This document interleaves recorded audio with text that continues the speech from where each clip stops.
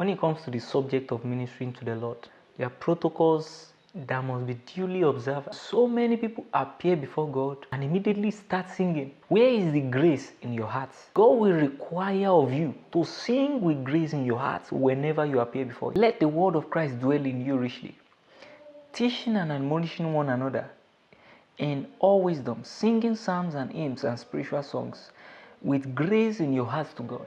The first thing that must happen whenever you show up in the presence of God is to let the word of Christ dwell in you richly.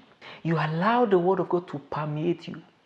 You allow the word of God to saturate you, because only then can you offer an acceptable sacrifice before God. God will not just accept anything. It is this word that will help you to know where you are standing before God, what you must change, what you must adjust, so that your worship can truly be a sacrifice. When there is no revelation of Christ, there is no worship. That's why God had to tell Abraham to wait.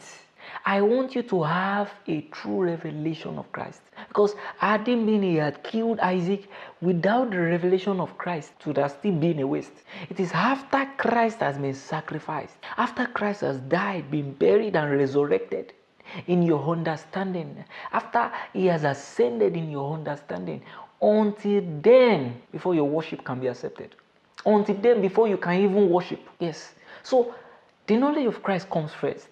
The word of Christ comes first. And this word of Christ, what it does is it transmits grace. Yes, it brings you into the realm of grace. It communicates grace in your heart.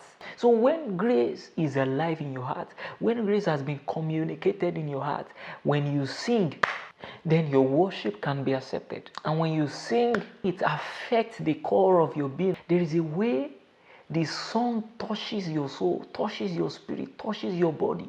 This is when music can now do the work of healing. This is when music can now do the work of transformation.